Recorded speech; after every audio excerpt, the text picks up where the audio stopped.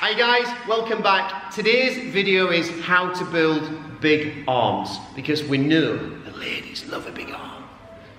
So first off, let's talk about how to develop a proportionate big arm. First we've got the bicep, then the tricep on the back of the arm, and also the forearm or wrist flexors. Now, it's important we develop all those muscles aesthetically. And what that means is that it's no good having a big bicep and a poor tricep, or having big triceps, poor biceps, and big forearms. You want everything aesthetically pleasing. And the only way to do that is to train those muscle groups properly, getting the right rep ranges, getting the right exercises and the right contractions. So today I'm going to show you how to get the right setup in the bicep and triceps position, how to isolate those muscle groups. Then on part two, I'm going to show you some advanced movements to really get a burn and get some girth on those biceps.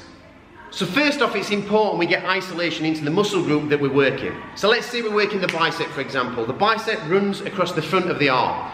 When we work the bicep, we need to make sure that we isolate that muscle group, and the way to isolate that muscle group is to make sure the elbows are tucked in, and when we do any curling whatsoever, we need to make sure that those elbows stay tucked in. Now, a lot of people have a bad habit of doing a bicep curl, using too much weight, using all the body, when it actually doesn't isolate that muscle group, it uses other muscle groups as well, so their arms never really grow. So we need to pay real focused attention to the muscle group that we're working.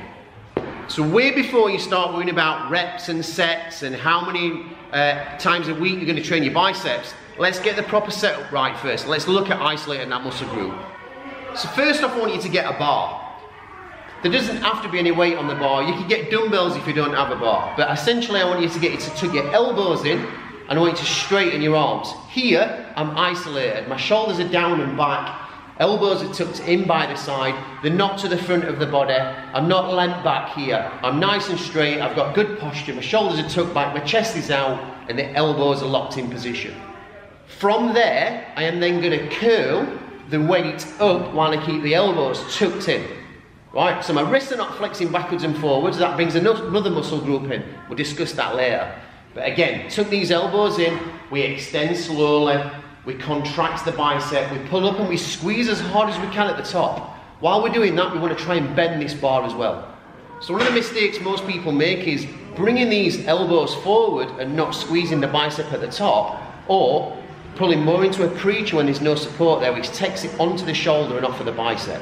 Now when we look to work triceps, we can do it in a magnitude exercises, but we'll start off with the basics. Sometimes we can use cables, or we can use a bar, or we can use body weight. But let's essentially say we've got a cable machine. Here's one I made earlier. So we've got a cable machine. And the same principles lies in with this one as it does with the bicep curl. We need to make sure that the triceps are tucked in. So as you can see from the side here, the elbows are tucked in. So when I do go to extend the arm and work the tricep, the elbows are tucked in. I'm not using my weight, I'm not pressing down, doing all that kind of shit. I've got these elbows tucked in, and I'm extending under control motion. Again, the wrists are locked. So when we look to work the biceps and triceps, it's important that we think about this isolation. Yes, we can do preachers and we can bring the elbow weight, but that's a little bit more of an advanced movement. Some people would get really, really good results if you stuck to the basics. Keep the elbows tucked in when you're curling, keep the elbows tucked in when you're pressing. So check in for part two, guys. I'm going to show you a number of different exercises to build the bicep, build the tricep, and develop the forearm. See you later.